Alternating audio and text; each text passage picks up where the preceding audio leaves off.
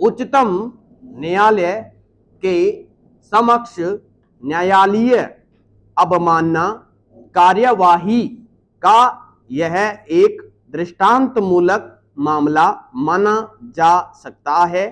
उच्चतम न्यायालय के वरिष्ठ अधिवक्ता श्री प्रशांत भूषण गत 30 वर्षों से उच्चतम न्यायालय एवं दिल्ली उच्च न्यायालय में वकालत करते रहे हैं।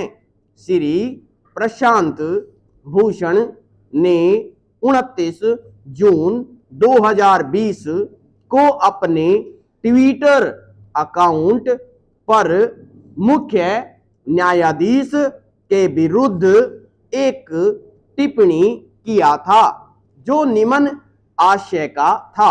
विराम पहला। उपर्युक्त के अलावा 27 जून 2020 को श्री प्रशांत भूषण के द्वारा किए गए एक अन्य ट्वीट को 22 जून 2020 को टाइम्स ऑफ इंडिया दैनिक समाचार पत्र में प्रकाशित किया गया था जो निम्न आशय का था। पूर्ण विराम पैरा।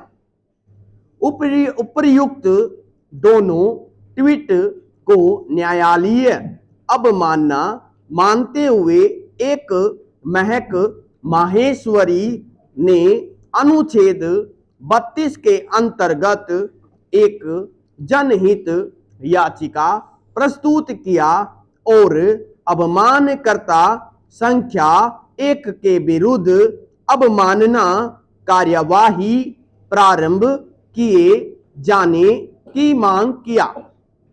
उच्चतम न्यायालय के रजिस्ट्री ने उक्त याचिका को प्रशासनिक पक्ष के समक्ष यह अनुमति प्राप्त करने के लिए पेश किया कि उक्त याचिका को सुनवाई के लिए लगाया जाए अथवा नहीं, क्योंकि उक्त याचिका को प्रस्तुत करने के लिए भारत के महान्यायवादी से अनुमति नहीं लिया गया था। मामले के तथ्यों पर विचार करने के बाद प्रशासनिक पक्ष से निर्देश प्राप्त हुआ कि इसे समुचित आदेश के लिए न्यायिक पक्ष में सूचीबद्ध किया जाए। विराम पैरा। तदनुसार यह मामला पहली बार 22/7/2020 को सुनवाई के लिए इस पूर्णपीठ के समक्ष सूचीबद्ध हुआ। इस दिन की सुनवाई में पूर्णपीठ में पाया कि उपर्युक्त दोनों ट्वीट न्याय प्रशासन को बदनाम करते हैं और सामान्यता उच्चतम न्यायालय की संस्था की गरिमा और प्राधिकार को और भारत के मुख्य न्यायाधीश के पद को जन सामान्य की नजरों में गुप्त रूप से हानि पहुंचाता है।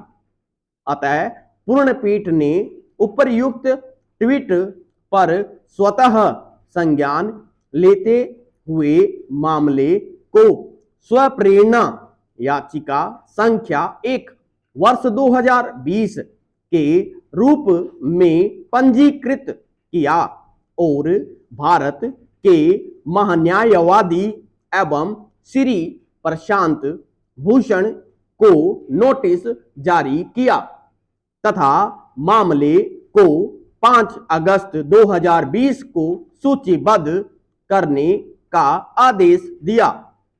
उपर्युक्त नोटिस के प्रत्युत्तर में श्री प्रशांत भूषण ने 134 पृष्ठ का शपथ पत्र प्रस्तुत किया, जो संलग्नों के साथ कुछ 463 पेज का था, जिसमें प्रथम ट्वीट के बारे में उनका तर्क था कि कोरोना के कारण न्यायालय में भौतिक सुनवाई नहीं हो पाने एवं वादकारियों अभियुक्तों की परेशानियों को देखते हुए वह उनका क्रोधाभिव्यक्ति था और उसे अवमानना नहीं माना जा सकता, तथा यदि ऐसा किया गया तो यह संविधान के अनुच्छेद 19(1)